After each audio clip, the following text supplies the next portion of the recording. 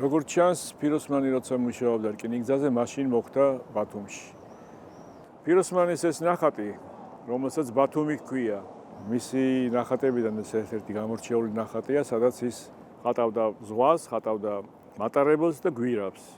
ეთქობა შეიქმნა მაშინ, როცა ის მუშაობდა მატარებელზე, რკინიგზაში მუშაობდა. საინტერესოა ის წერტილი, საიდანაც უყურებდა ნიკოლა ამ ხედს. ეთქობა ეს არის დახატული, ფიქრობთ, ჩაქვის მიდამოებში და დახატულია რკინიგზის ხაზთან ახლოს, ცოტა ზევიდან. იქ ჩანს შემადგენლობა მატარებლის და ეთქობა მაშინ იმ პერიოდთან არის დაკავშირებული მთელი მისი მოგზაურობები საქართველოში.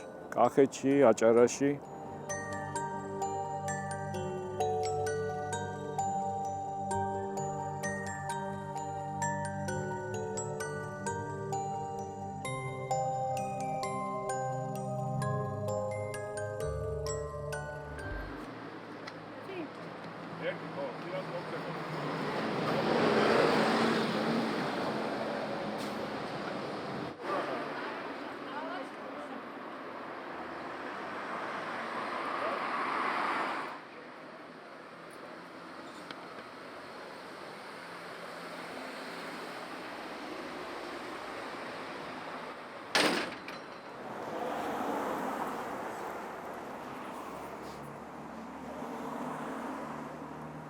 ეს ქუჩა არის 39 წლამდე თუ რაღაც ერქვა მალაკნების ქუჩა. ეს უბანი იყიდეს მალაკნებმა. და აქ რამდენიმე ქუჩა იყო მალაკნების სახელით. ძველ რუქაზე მალაკნების პირველი, მალაკნების მეორე ქუჩა, მალაკნების მესამე ქუჩა. აქეთ უფრო კერძო სახლები იყო და ეს მხარე იყო რკინიგზის. რკინიგზის სახლებია აქეთ. აი ეს ერთი ტიპის სახლებია, სულ გრძელი სახლებია ესეთი და რკინიგზას ეკუთვნოდა, იმიტომ რომ საერთოდ ეგეც წესია, რომ რკინიგზის ხაზის გასწვრი 50 მეტრი თუ რაღაც რკინიგზას ეკუთვნის და ისინი აშენებენ ხოლმე. უფრო რკინიგზელები ცხოვრობდნენ მეტი წილი რა აქ სულ. აი ეს სახლებიც ესეთი.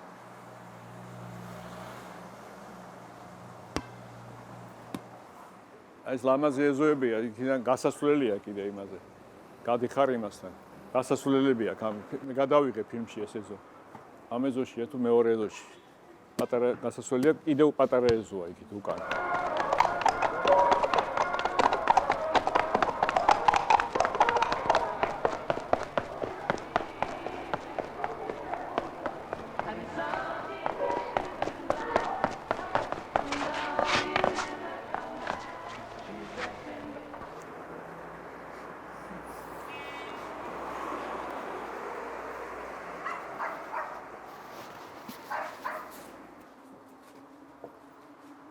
აი აქ არის მუზეუმი.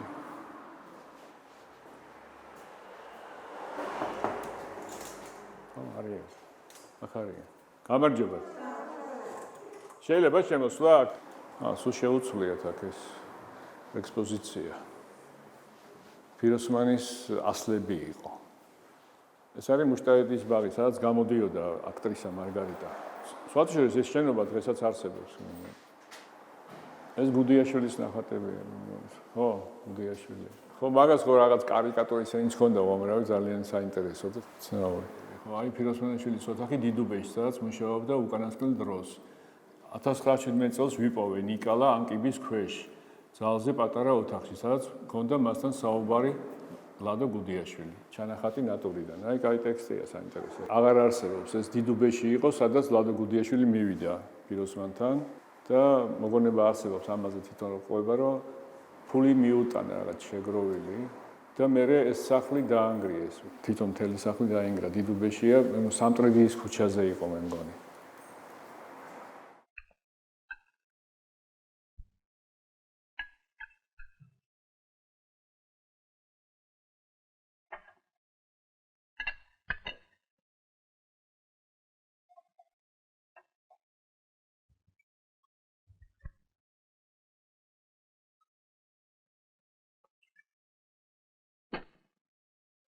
ეს რა არის? ჟირაფია. მოკვდა ჟირაფი. თბილისს სავას ვერ გაუძლო. ვინ დახატა? ნიკოლა, განარიცნო. იყო აქ ერთი მღებარი კაცი. მაღალი. არანივით ხმელი. მთელი თბილისის დუქნები მაგის მოხატულია. აი ეს არის მემორიალური ადგილი, სადაც ითვლება, რომ ფიროსმანი ცხოვრობდა ბოლო პერიოდში, რომ აქ გარდაიცვალა. თუმცა ამბობენ ზოგიერთები, რომ საერთოდ სხვა სარდაფი იყო ეზოს სიღრმეში და არა აქ, ეს მემორიალური იმით არის გაკეთებული, როგორც გადმოცემით, ვიცით ესეა. რადგან კიბის ქვეშ არის, აქ კიბე ადის ეს ზევით. ეს ნივთები მერეა შეგროვილი, ეს არ არის ორიგინალური. აი ეს ფოტოა ლუვრში, როცა სადაც მივიდა მარგარიტა გამოფენის დროს და თქვა, რომ ეს მე ჩემი ნახვის არის. მარგარიტა დე სევრი იყო გვარად. აი მუშტაიდის ბაღი, სადაც ითვლება, რომ ის გამოდიოდა მღეროდა. ვერაზეც გამოდიოდა სადღაც კაფეში და აქაც. მუშტაიდში. Dans les rues de mon quartier, il y a des marguerites qui poussent entre les pavés. Des oiseaux sur ma fenêtre viennent tout me raconter. ფიროსმანის ქუჩა კიდე გრძელდებოდა იქით. კიდე ორი სახლი იყო დიდი და სადგურმა შეიწირა. აი იქ იყო ეხლა ცარიელი ადგილი, სადაც არის გამოსაფხიზლებელი ერთადერთი თბილისში. აი ეხლა ის მანქანები რო დგას და იქ ეხლა ის არის პატარა ბაზარია. და აქ კიდე ეს დაწესებულება იყო, რაღაც საპროექტოები იყო, რაღაცები. ეხლა ესეც ამასაც ანგრევენ და აქ სახლებს აშენებენ. უკვე ქვედან მხრიდან დაიწყეს მშენებლობა უკვე. გოგოლის ქუჩიდან. ამ გამოსაფხიზლებას მაგარი ისტორია ჰქონდა. აი ამ ეზოში ცხოვრობდნენ ის შავგულიძეები, გალობლიშვილი ამ ეზოში ცხოვრობდა ჩემი მეგობარი, რომლის წინაპრებმაც წაიყვანეს ფიროსმანი იმაზე. გარდაცვლილი უკვე რო წაიყვანეს. და კიდე მაისურაძე. ხო, ის მე მგონი ორი მეზობელი იყო, რაღაც დაიქირავეს დროშკა და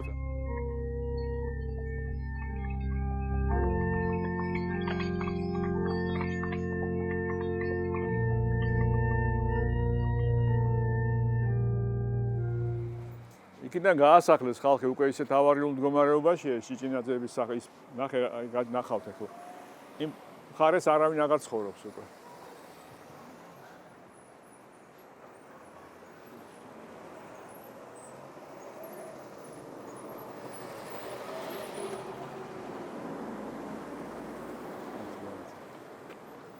აი ეს სახლი იყო გოლა ჭიჭინაძის. აი ეს სახლი იყო. ეხლა ცოტა საშიშია აქ შესვლა, მაგრამ შევიდეთ. გოლა ჭიჭინაძეს ჰქონდა რესტორნები, სადაც ფიროსმანი ხატავდა. ორი ის ჰქონდა, რესტორანი დღევანდელი გაგებით რა თქმა უნდა არა, მაგრამ რა ვიცი. აი აქ ცხოვრობდნენ.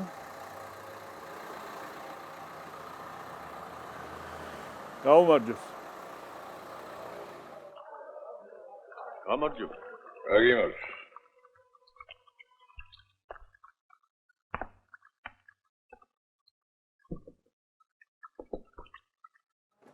აი ეს კიბე იყო. აქ ცხოვრობდა ჩემი მეგობარი ბავშვობის. აი აქ უყურე ამ რკინას. აი ამ რკინაზე ვეკიდებოდით და ვქანაობდით. იმ ხელები ვიყავით რა. ესე მახსოვს რომ ამაზე კიდებდით ხელს და ვქანაობდით. ხო, მე და მალხაზა აქ. ქანაობდით, აზე ხარ ამ ხელო ვიყავი, ხო რომ უყურებ რა.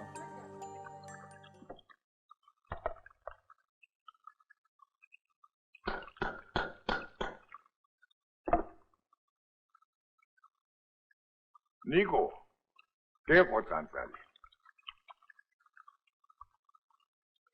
მოდი ჩემთან მოჯამაგირებთან იქ. ოთახს მოგცემ და ტანსაცმელს. კვირაში ერთხელ აბანო გექნება. დღეში ჩარეკაღვინო. გაიჩინე შენთვის ყულაბა და იცხოვრი არ ხეინად. ჩემ საქმეს რომ მორჩები? იმხატე, არა დაგიშლი. მორკილებს ვერ დავიდებ გოლა. აქ იჯდა ხოლმე გოლა. უკვე მოხუცი იყო ძალიან, ჩვენ პატარები ვიყავით და თვითონ ვერც ხედავდი, ხელი ჩანდა ხოლმე იმაზე. და ნახატებიც ჰქონდა სახში რამდენიმე ფიროსმანის, იმიტომ რომ წამოიღეს თავისი რესტორნიდან და მაშინ არ ფასობდა, დიდად ხალხმა არ წიცოდა. და ლეონიძე იყო მათი ნათესავი, შორეული. ლეონიძე ეძებდა მაშინ და აჩუქეს რამდენიმე ესე ვიცი გადმოცემით. ლეონიძე საჩუქეს მაშინ რამდენიმე ნახატი. აქ იყო ლეგვი ხო სულ. მე რაც მახსოვს აქ იყო ლეგვი ხო. ეს კიბე სულ იყო კი. აი ეს კიბეც მე გარედან უბრალოდ. ის კიბე მე გააკეთეს. ეს მე მახსოვს, ის ვაფშე არ იყო ის. მაგათი იყო, ჭიჭინაძეების იყო ისიც და გაყიდეს და მე აქედან ვინც იყიდა, აქედან მიაშენეს. უკვე ახალკაცი შვილებმა. ხელი მახსოვს რა, აი ფანჯის რაფაზე რო ედო ხელს ხედავდი, სახეს ვერ ხედავდი. გადმოყურებდა. ამ ქუჩაზე ქონდა ორი სახლი კიდე. ეს ბიჭის სახელზე ქონდა ვაჟის, მიშა ჭიჭინი, მამა ჩემის მეგობარი იყო და ქალიშვილების სახელზე ქონდა 8 ნომერი და 14 ნომერი ფიროსმანზე. ორი სახლი ქონდა, ისინი არც ერთი აღარ შეეჩათ მაგათ. ერთი დანგრეულია ის 8 ნომერი, მეორე კი არის სხვა სახლია შენდა უბრალოდ. მარინა მესის შვილი ჩემი ამხანა კი აგვიყვანდა ხოლმე და კარადა ქონდათ მუსიკალური უზარმაზარი, შენ არ გემახსოვრება ეს. უზარმაზარი ეთყობა რესტორნიდან წამოგებული ჭიჭინაძეებს, ხო? მუსიკა ესე ტრიალებდა და უკრავდა, მე და მალხაზა ავიდოდით ხოლმე. ავდიოდის მე ეს მუსიკალური კარადა მარინამ რამდენჯერმე აგვიყვანა და უგასმეინა. უკვე გოლა აღარ იყო ცოცხალი მაშინ ავედით.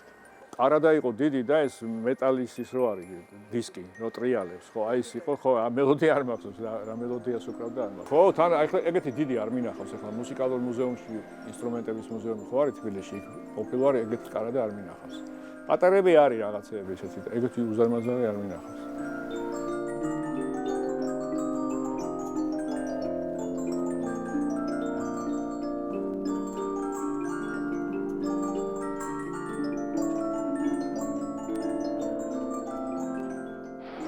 ჩემი სპეციალური როგორც ვიყავ არის სცენარისტი. თუმცა წინა ცხოვრებაში მქონდა კიდე სხვა სპეციალობა, საინჟინრო როგორც ფერსაჩერა, გეოლოგიდან ვიყავდა ბავშვები. მოას არის საქართველოს ნახვა. ეთქობა რაღაც სურვილია ეს რომ რაღაც ამდენი რაღაც ისტორიები მოუყვეს სხვა ადამიანს, რაღაც აქტესებს ამაში საფუძველს რაღაც. გავსი რაღაც. ადამიანებს უყვებით ახლა რაღაც ამბებს. ნუ ახლა ზოგადად კინოს საშუალებით რატო ყვებით ამბებს და რა ამბებს ყვებით ისტორიებს რატო ყვებით იმიტომ რომ ეს ამბები რაღაც ემოციებს იწვევს ჩვენში ჩვენ ყვებით იმ ამბავს რომელმაც ჩვენში გამოიწვია რაღაც ემოცია შეიძლება სევდა შეიძლება სიხარული გაოცება ფილმის სცენარი არის ის რაც როდესაც ფილმი დამთავრდა და აი ის მიხედვით რა ისტორიას ნახე ის არის სცენარი ფილმი ჩვენ შეიძლება სცენარი ჩააბაროთ, ვიღაცამ აიღოს რეჟისორმა გაიწვიოს მისი გადაღება და ისე შეცვალოს, რომ ბოლოს სხვა სცენარი მიიღო. ანუ სცენარი ბოლოს არის შემოქმედების პროცესში, გადაღების დროს სცენარი შეიძლება მსახიობმა შეცვალოს. კინოს გადაღება არის ჩემი ჩანაფიქრის მინიმალური დანაკარგებით მიყვანა ბოლომდე, რომ სცენარი ჩაიგებს, მაგრამ შენ ყოველთვის ვიშის რაღაცა ხარ. სცენარი იგივე შენთვის არის რეჟისორი. და რეჟისორის ყველა რეჟისორი არის სცენარისტი. იმიტომ რომ მან გვარი მოიგო ეს სცენარი და არ დაინახა ეს როჯერ პოპულარი რაღაცა რომ ეკითხები რა ნამდვილ კინოს როდის გააკეთება რა ნამდვილ კინოს დოკუმენტური კინო არ არის ნამდვილი კინო ესე დამოკიდებულება ექნებოდა რომ აი ხატული ფილმი იყო ეს თავარი რაღაცა რა იმიტომ რომ ყველა ადამიანი შეიძლება იყოს ძალიან საინტერესო ფილმისთვის და ყველა ადამიანს შეიძლება თუ რეჟისორი ხედავს ამას და აქვს ეს თვალი აქ ძალიან ლამაზი კიბეა თუ გინდა გადაგაგებინოთ ამ ეზოში. მე კი დავდე ეს სურათი ერთხელ, უცნაური კიბეა ძალიან.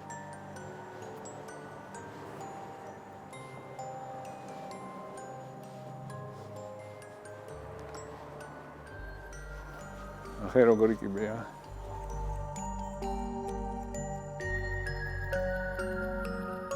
ნახე, მაგარი სახლია ვაფშე, ნახე როგორი ის არის, უცნაური სახლია და ეს სახლი არის როგორც ძეგლია რა, ამას ვერ დაანგრევენ. იქიდან მხრიდანაც ძალიან უცნაური. ესეთ სახლი ამის მსგავსი არ მინახავს მე თვითონ.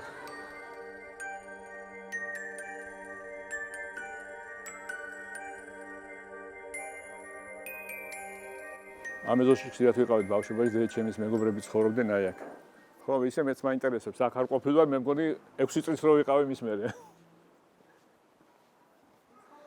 აი ეგ ცხოვრობდა ჩემი ახლობლები, დედაჩემის მეგობრები იყვნენ, დები, ალექსიძეები.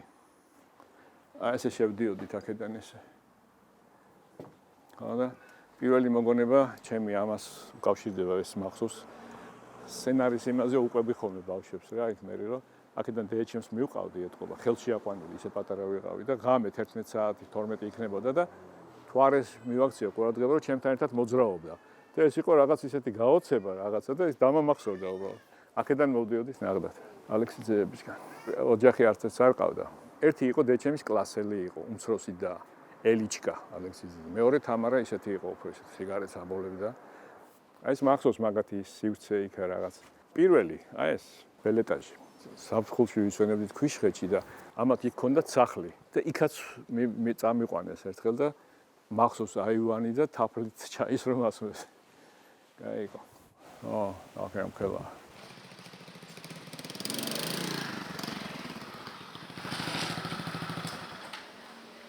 წავედით.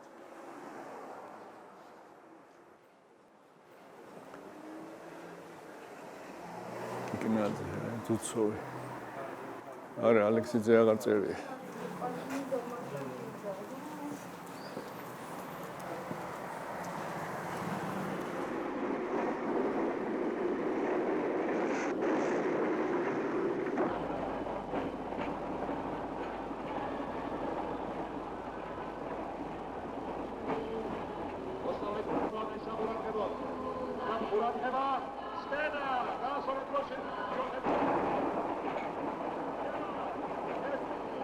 აქ ტრამვაი დადიოდა ხო ორმხრივად სხვა ქუჩა იყო ვაფშე მანქანა საერთოდ არ იყო ხეები რატო არ არის იმიტომ მოჭრეს რომ ტრამვაიზე ხტებოდით ტრამვაიში გაჩერებაზე ვინ ჩაჯდებოდა სირცხვილი იყო ბავშვობიდან ვარჯიშობდით მაგას სახლთან უნდა ამხტარიყავი და სახლთან უნდა ჩამოხტარიყავი მეც ეგრე ვაკეთებდი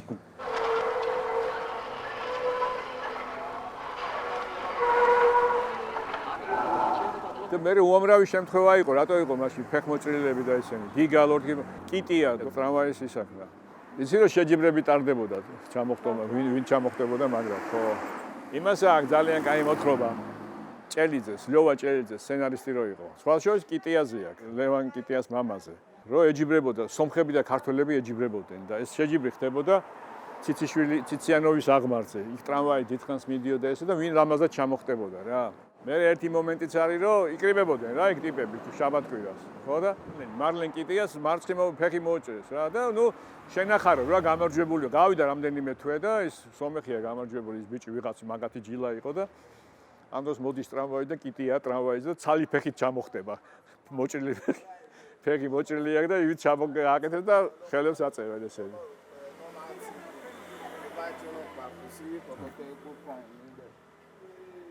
ეგეთი ამბები იყო ამ ქუჩაზე. ეს იყო ჩვენი სამყარო, ბავშვების თამაში. იქ თამაშობდით. საბჭოთა დღესასწაულები რო იყო ხოლმე 7 ნოემბერი და 1 მაისი.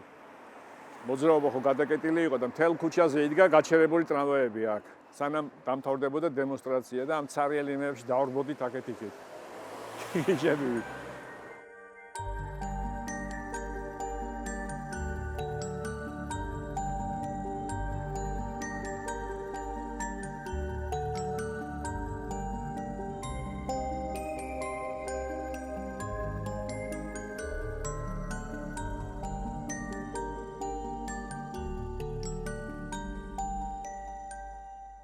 აი ეს მოხატეს ესე ვითომ აი ეს სახლები უნდა აშენდეს აქ აი ხედავ რა პროექტია ფიროსმანის ქუჩის მაგივრად იქნება ეს განახლებული ფიროსმანი ხო მოჭრიან ახლა იმიტომ რომ სახლი უნდა აშენდეს აქ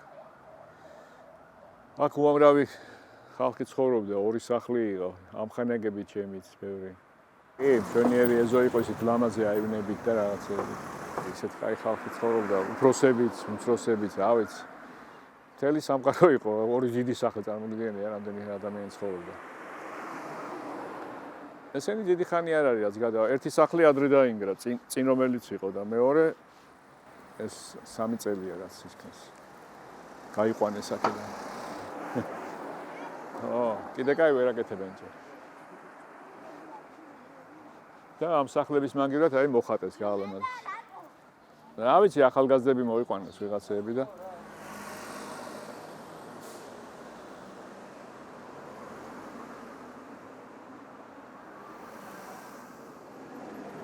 აი აქ დაგვიხატეს ნიკალა. დაპირებული რეაბილიტაციის ნაცვლად ამით ჩანაცვლდა. აი, ჩამოვიკიდეთ სურათები.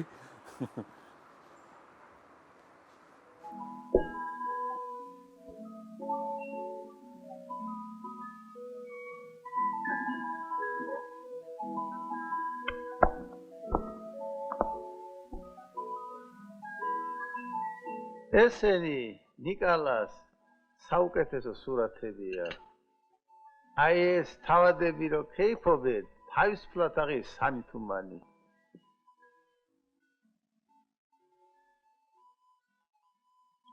ის კი აქტრისა მარგარიტა. ეს ის ხალია ნიკალას რომ უყვარდა.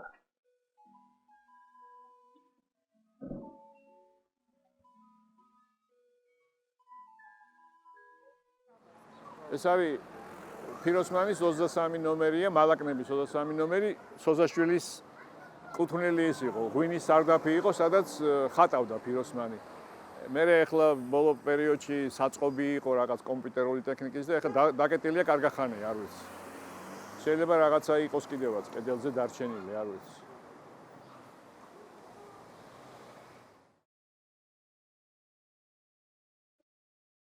აბა ერთი გვაჩვენე, როგორები ვართ?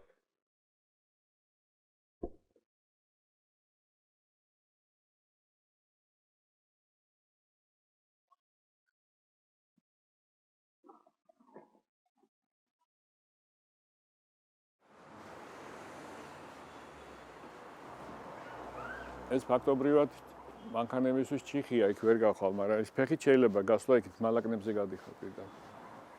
აქეთ პირდაპირ ადიხარ ნახალოკაში. იქით არ მიწევდა მე სიარული დიდად. მუსიკალურ სკოლაში კი დავდიოდი ცოტა ხანი, მაგრამ ერთი წელი და თქვენი მუსიკაც თქვენი საშიმილი. ერთი წელი ვიარე იქ იყო. ეხლა დაანგრიეს, უზარმშვენიერი შენობა იყო და სახსაშენებენ ახლა. აქ დავდიოდი, ჩემი მუსიკის თანაკლასელი იყო, იმას ჰქონდა ერთი წიგნი ჰქონდა 5 კაცს, სოლფეჯიო და რა გქონდა.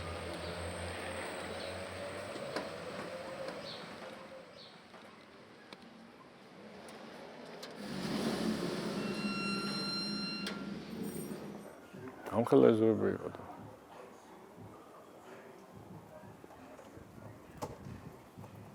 თინიკა როგორ ახარ ბესოა როდი შარია არა მიშას ხო კარგად ხარ ეზოებს ვიგებთ რაღაცა და შენ ეზოში შემოვედით და გამახსენდა სოლფეჯიოს რო არ მაწერინებდი ხოლმე ამოვიდეთ რად მოიხედე და ამოვალთ ის არის აღარ მახსოვს ბავშვობაში დავდიოდი კიბერო იყო მახსოვს. ერთხელ დენი როცა არ იყო აქ აბანო ქონდა ერთ სახში გაკეთებული და დავდიოდი ლარად. ო, აი. ამოვალთ, ხო.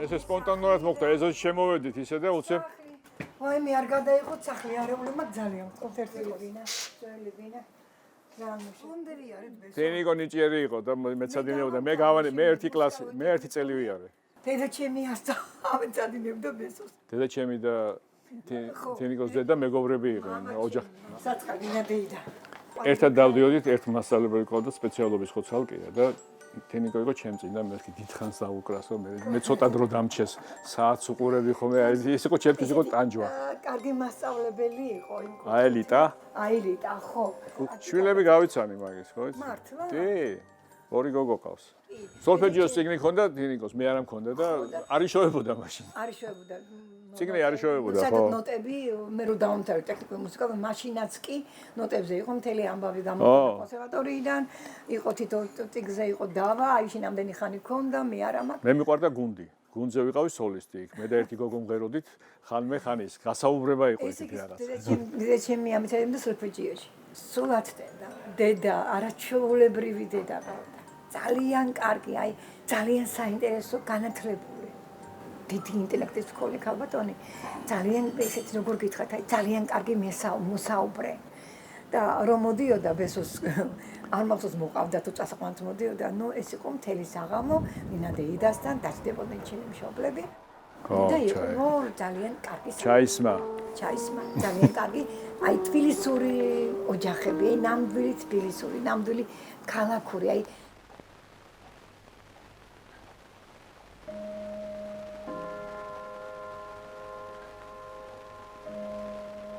მოეშვი საათს და ჩაიცვა.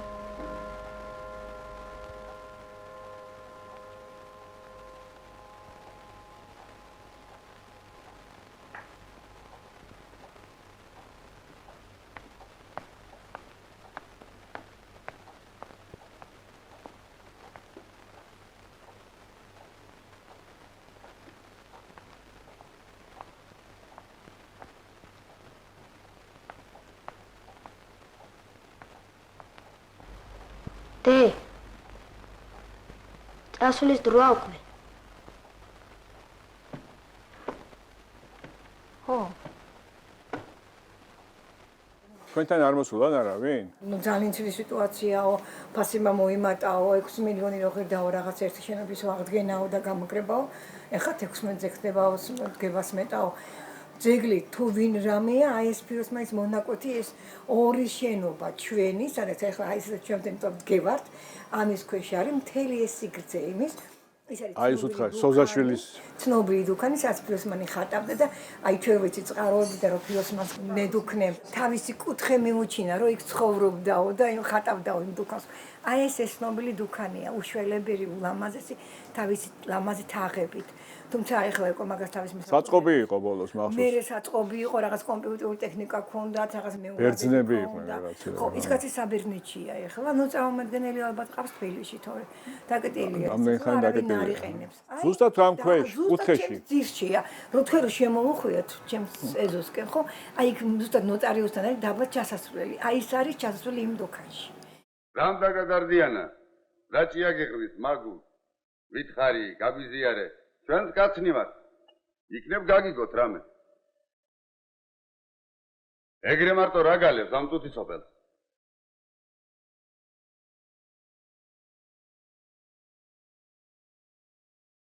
თქვენს კარგ კამპანიას გაუმართეს.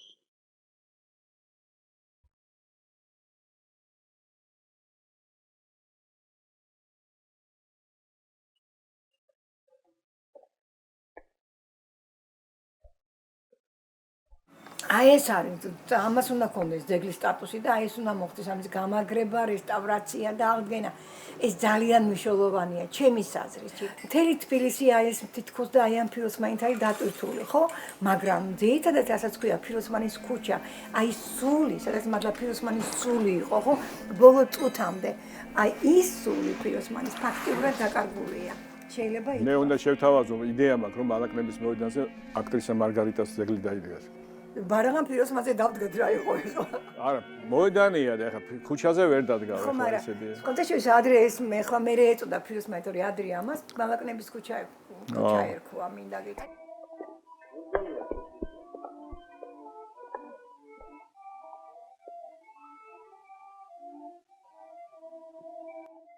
ხომ არაფერი გაგდასახატი. მოდი ნიკალა, მოდი. მოდი ერთით დამიხატე. ამ გამოგრეულს ავაფარებ და იოლად გავა.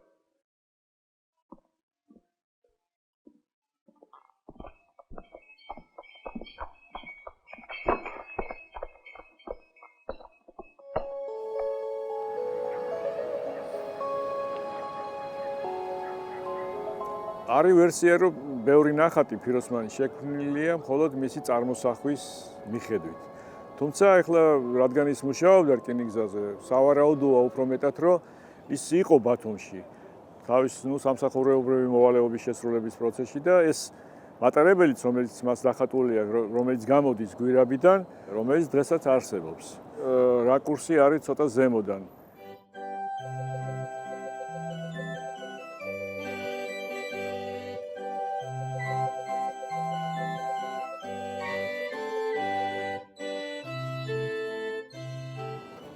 ნუ ეს ხო გეუბნები, კინოში იყენებენ ამას რა. თან როგორი ზუმი აქვს, იცი? მოახლოვდება და დაშორდება და მთელი ამ აი.